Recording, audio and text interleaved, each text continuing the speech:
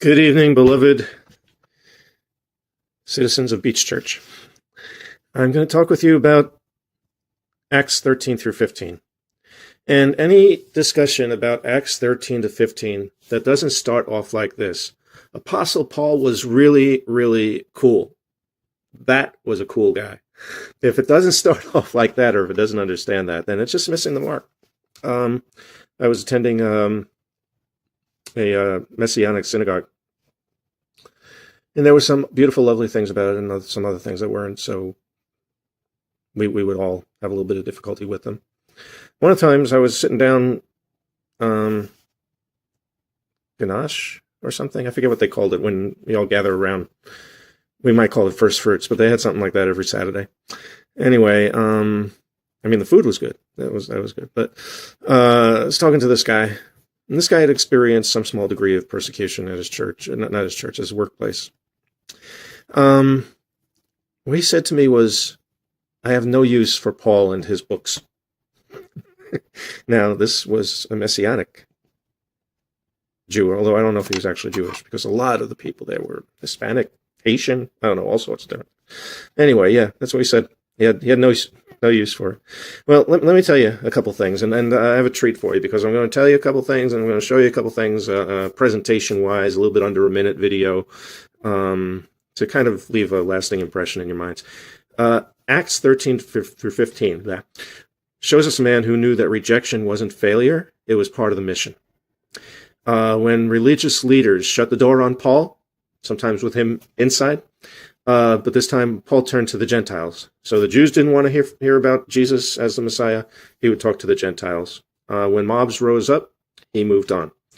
When stones crushed his body, he stood back up and kept preaching. Now, just keep in mind, how many of us, I don't know. I have a special place in my heart for the martyrs. I used to put copies of the Voice of the Martyrs magazine out in the hallway outside of the sanctuary. I know not everybody has the stomach for that, but there's a lot of that going on right now in Nigeria, for instance.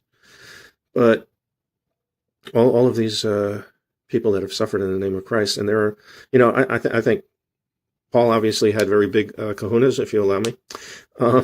And I think the people at Beach Church have that same characteristic. But there's a lot of Christians who don't really understand the magnitude of what we're dealing with either.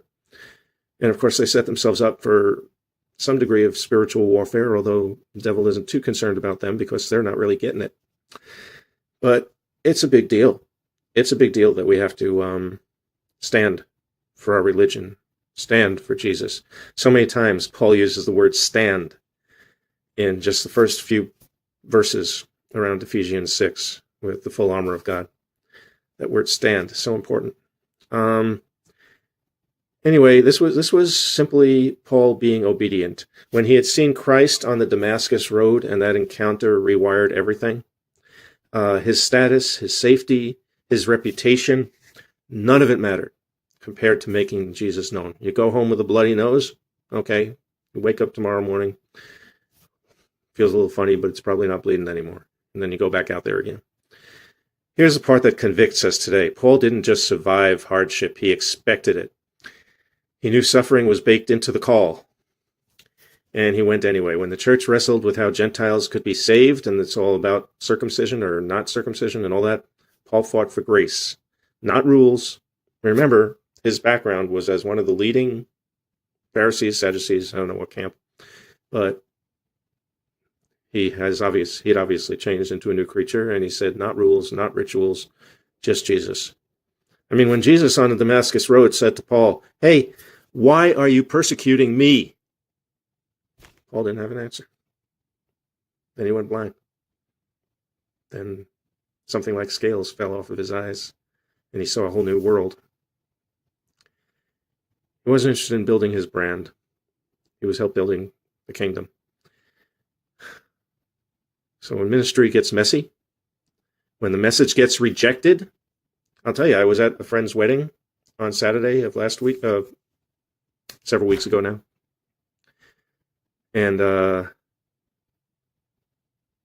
were several people that I know from the place where I go and sing about Jesus at the open mics on Thursday nights. And they didn't even say hello to me. I know what they were thinking. They were thinking, first of all, this guy isn't his friend, one that's getting married. What's he doing here? Well, actually, he called me and invited me. He wanted me there. He wanted me to bring my guitar. I did bring my guitar. I didn't stick around to play it. I just thought it was a beautiful day, and I was happy for him. But they said not a word, nary a syllable to me during that whole time that I was there, which was several hours. And you know what? I don't care. They don't like that I'm singing about Jesus. They don't like that I've been singing about Jesus in their community for 3 years. They don't like that I just kind of showed up from out of nowhere someday and they've been living here all their lives and everything. And who am I to be coming around and yeah. I really don't care. I so much didn't care. I was just happy to be there and to root my friend on. But now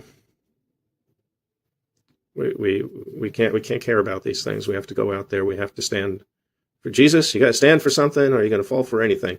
We know that what we're standing on is the rock.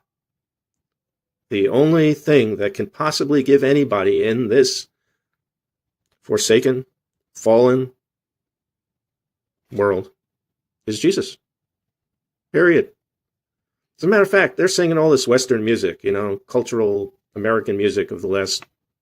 None of that would exist if it wasn't for Jesus. If it wasn't for Jesus and the followers. I mean, look at Handel, who wrote Messiah, was like the leading influence for Beethoven and Tchaikovsky and I don't know, all of these, he influenced all of them. And what was the source of anything that you might be listening to on the radio from the last, from 1950s on? I'm using the word because it's a technical description. The Negro spirituals, the black hymns, the music of even black jazz gospel groups like Swan Silvertones and whoever. Sister, what's her name? Rosetta or Loretta Tharpe, she was the real originator of rock and roll even before Chuck Berry. But all of the music that they're playing on Thursday night, they could at least say thank you to Jesus, because they wouldn't even have that music to play if it wasn't for him. But so Paul didn't just endure his suffering. He boasted about it, but he wasn't boasting about him. He was boasting about the change that Jesus had put into him, into his heart. And that's something you can do any day of the week and twice on Sunday. The gospel is worth that. It's worth it to me, and I believe that it's worth it to you. Stand up for Jesus. Now I'm going to show you not a demonstration, but a presentation, which I just talked for 10 minutes. This is about another minute, so I hope you enjoy it. And God bless you all. Paul refused to let rejection stop the gospel. That's what Acts 13 through 15 teaches us. When Jewish leaders threw him out of synagogues, he turned to the Gentiles. When entire cities rose up against him, he went to the next town. He got stoned, left for dead, and what did he do? Got up and kept preaching. This wasn't stubbornness. This was a man who understood his mission mattered more than his comfort. Paul saw Jesus on that Damascus road and everything changed. His credentials, his reputation, his safety, none of it compared to making Christ known. And here's what inspires us today. Paul didn't just endure hardship, he expected it. He knew suffering would come and he went anyway. When controversy erupted about how Gentiles could be saved, Paul fought for grace over legalism. He stood firm on the truth that faith in Jesus is enough. No additions, no requirements beyond Christ. His heart wasn't about building his own kingdom. It was about expanding God's. That's the standard.